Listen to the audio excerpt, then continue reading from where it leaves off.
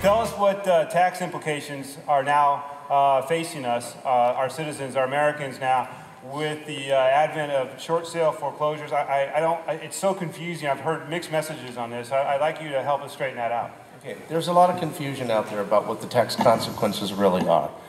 And if you have a situation like this, you need to seek competent advice from either a tax attorney or a CPA that's done them. Don't rely on your broker, your banker, your friend, because I can tell you that time and time again, when you do that, folks get themselves into a lot of trouble. They end up paying a lot of taxes that they shouldn't have to pay.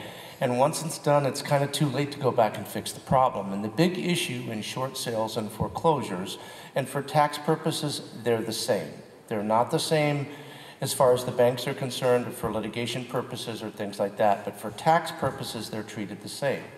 And what happens is you have a property owner that has lost their property, either their primary home or another parcel of property like a rental property or a second home or an investment property. They've lost their asset, okay? And in most cases, the reason they've lost that asset is because, number one, they've either lost a job or there's been a death in the family or an illness. And of course, we all know the real estate market has gone through the floor recently. We have property values that have dropped significantly. So they've lost the asset, and then all of a sudden they get a 1099-C from the bank or the note holder, not necessarily the bank, it could be the investment company, who's ever holding the note, reporting that the amount of the debt that was canceled in the foreclosure or the short sale is now treated as income. So you have folks that maybe made $50,000, $60,000, maybe $100,000 a year, and all of a sudden they've lost their home and they get this note, the 1099-C, and they have this enormous amount of fake income. I call it phantom income. It's cancellation of indebtedness income. What do? They panic, okay? Let's take an example. John and Sally buy a house. They agreed to pay $1 million for the house. Now the house is worth $600,000. John loses his job or Sally loses her job and they can't pay the mortgage anymore. So they do a short sale or a foreclosure. Different in the banking world, but for tax purposes, it's the same thing. Well, what happens now is the property's worth $600,000. So the bank agrees to a short sale. Then the bank sends them a 1099-C that says, guess what? The $400,000 of debt that you were forgiven is now income, and we've reported it to the IRS as income. People freak. I would too. So, well, the good news is there's a way to neutralize that, depending on if it's your primary home or not your primary home. But basically, you can take the loss on the property. What we do is, if it's a primary home and it's a non-recourse, you don't have any issues there because we wouldn't even worry about it, okay? And most people think, well, why is it a problem? Well, what happens is when you first buy your house, most of those notes are non-recourse.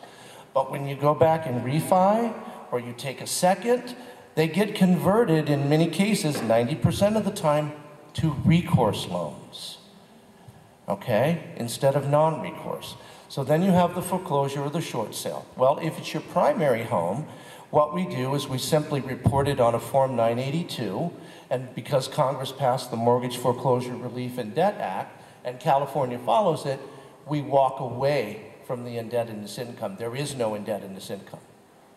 Now, if it's a primary home and it's been converted to a recourse loan because of either a refi or something that changed, you've got a second or third taken out, or it's a non-primary home like a rental property or an investment property or a second property, you will get the forgiveness of indebtedness income. But what we can do is we just treat it as a trade or business, and we put it on a Form 4797, and we take the loss on the property. Because remember, in the couple that I gave you the example of, they had $1 million home that's now worth $600,000, okay? Well, guess what? If it's not your primary home, you get to recognize the loss.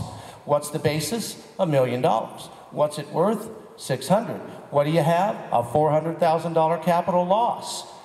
And you also got $400,000 in forgiveness of indebtedness income. So we use a Form 4797, treat it as a trade or business activity, and you convert the capital loss into ordinary loss, and in most cases, the loss neutralizes all or most of the ordinary income from the forgiveness of indebtedness income. Wow. But you got to do it right. If you screw it up, you pay an enormous amount of tax, and you can't go back and change it after a few years. So it's worth paying a lawyer or a CPA $250, $300 for just an hour of counseling so you get it right. You need to talk to a professional, not your neighbor and not your next door. I can't tell you the nightmares that I have seen where people think, oh, I'll save the $300, and they spend thousands of dollars in extra taxes that they didn't have to pay. Then they have to pay me to fix it. And it's a lot more than $300 if I have to come and fix it after the fact. That's awesome. What do you guys think of that?